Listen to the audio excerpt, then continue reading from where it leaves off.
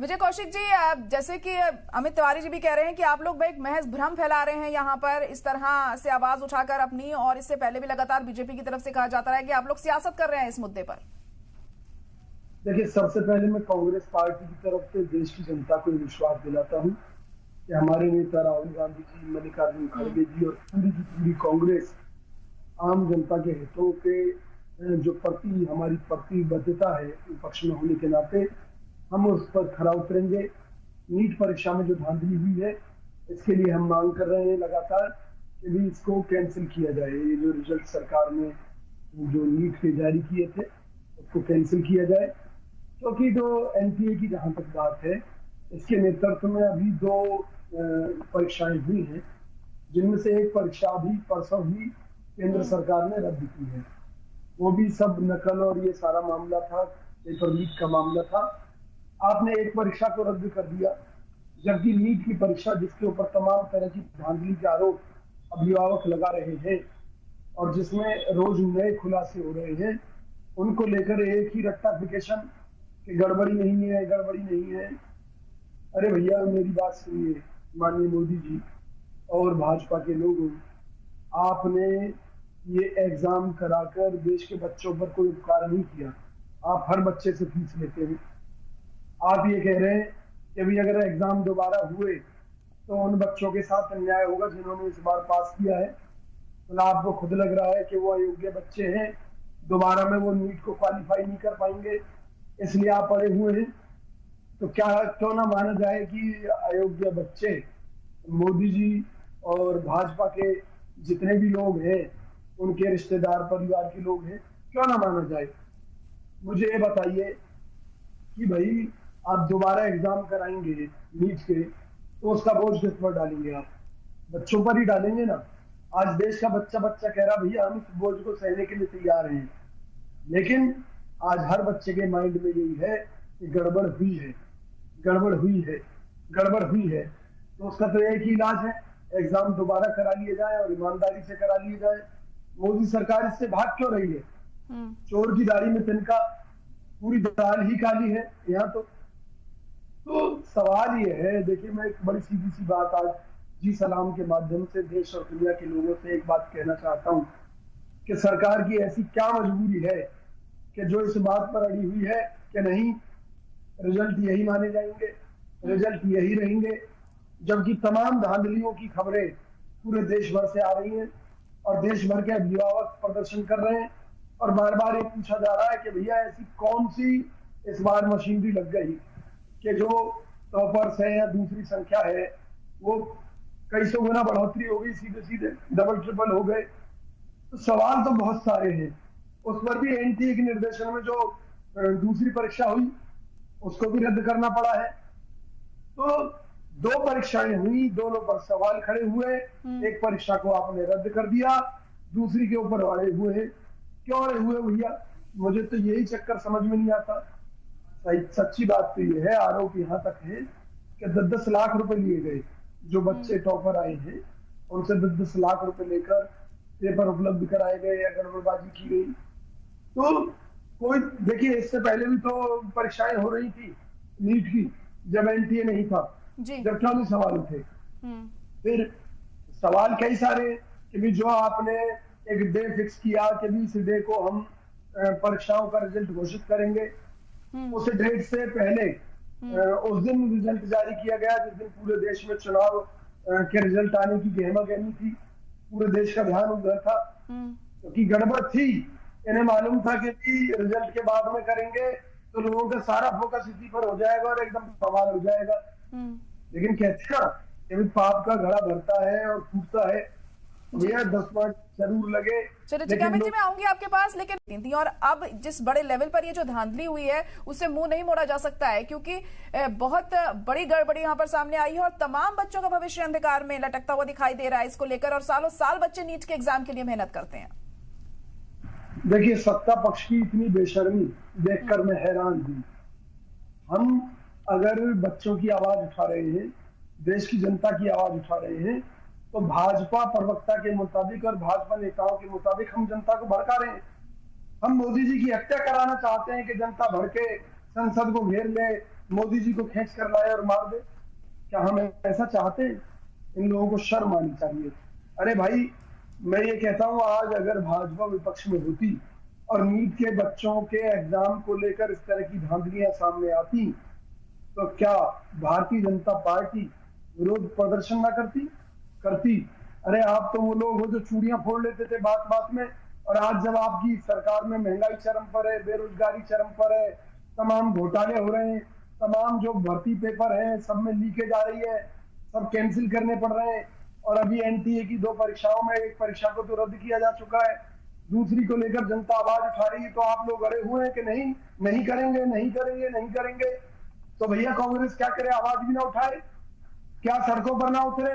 ये हमारा फर्ज और धर्म है, इससे हमें कोई माई का लाल नहीं रोक सकता। और प्रियंका गांधी जी की ट्वीट पढ़ी थी, क्या लिखा था उन्होंने ये कहा था कि बच्चों के साथ अगर इस तरह की घटनाएं सामने आ रही हैं तो सरकार को जांच करानी चाहिए। उन्होंने कब घोषणा कर दी कि भाई नहीं जी, हम तो सरकार को उखाड़ फेंकेंगे, सरकार ने ये काम गलत किया है। तो लोकतंत्र में ये एक विपक्ष का धर्म भी है कि हम जनता से जुड़े मुद्दों को लेकर जनता के लिए संघर्ष करें। अगर हमारे नेता राहुल गांधी जी कह रहे हैं कि हम लड़ाई लड़ेंगे इस मुद्दे पर, तो लड़ेंगे। भाई, इससे बीजेपी के पेट में दर्द क्यों है? क्या घोटाला नहीं हुआ क्या नीट में? क्या गड़बड़ नहीं हुई? क्या देश के लाखों करोड़ों लोग पागल हैं जो कह रहे हैं कि गड़बड़ हुई है?